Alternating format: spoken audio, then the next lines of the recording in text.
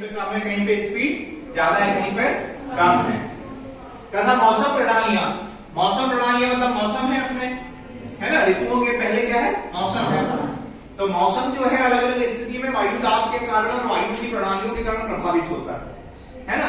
तो ये वायु दाब प्रणालियां और वायु दाब की पेटियां कहलाती है वायु दाब की पेटियां। तो मुख्य रूप से कितनी पेटियां हैं, 7। कितनी है, 7। तो ये हमारे पृथ्वी का एक नमूना है ना, बहुत बढ़िया बनाया है, जिसने भी बनाया, कौन बनाया, बहुत बढ़िया, है ना। ये देखिए यहाँ पे जो 0 डिग्री वाली आपकी भूमध्य रेखा होती है, जिसको विषुवत रेखा भी बोलते हैं, है ना, ये विषुवतीय निम्न दाब की पेटी कहलाती है। क्यों? क्योंकि हम ये मानते हैं कि विषुवत रेखा में सूर्य का प्रकाश सबसे ज्यादा पड़ता है, 12 महीने पड़ता है। सूर्य का प्रकाश ज्यादा पड़ा 0 डिग्री से 5 डिग्री ऊपर और 5 डिग्री नीचे, तो क्या होगा, यहाँ पे सूर्य का सनलाइट सीधे पड़ा, सीधे, है ना, तो क्या होगी, जमीन गर्म होगी। तो कौन सी विकिरण निकलेगी ज्यादा, पार्थिव विकिरण। कौन सी निकलेगी, तो धरातल के पास हवा क्या होगी,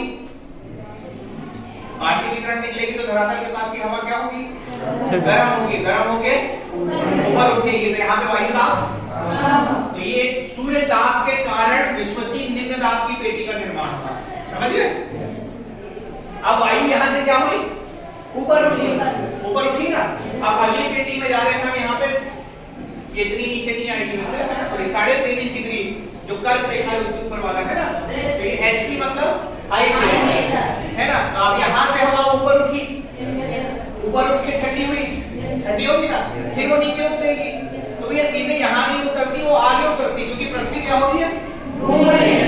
तो जैसे कोई भी चीज एक ही जगह पे कोई चीज घूम रहा है, तो वहीं ऊपर उठ के वहीं नीचे आ जाएगा क्या, नहीं आएगा, थोड़ा आगे टिका रहेगा ना, है ना, चारों तरफ टिकाएगा वो। तो ये यहाँ से ऊपर उठती है हवा और यहाँ उतरती है 23.5 डिग्री के ऊपर लगभग, है ना।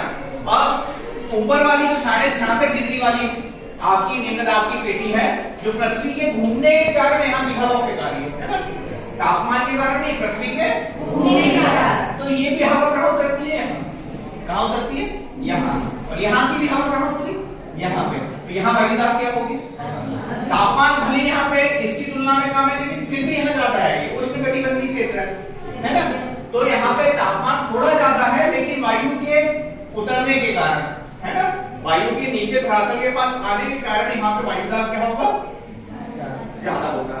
तो ये कहलाता है उपोष्ण उच्च दाब, क्या कहलाता है, उपोष्ण उच्च दाब की पेटी। अब आगे जाते हैं, 60 डिग्री से लेकर 65 डिग्री, मतलब लगभग 66.5 डिग्री में पृथ्वी के घूर्णन के कारण हवाएं अपनी जगह से रास्ता बदलती है, ऊपर उड़ जाती है।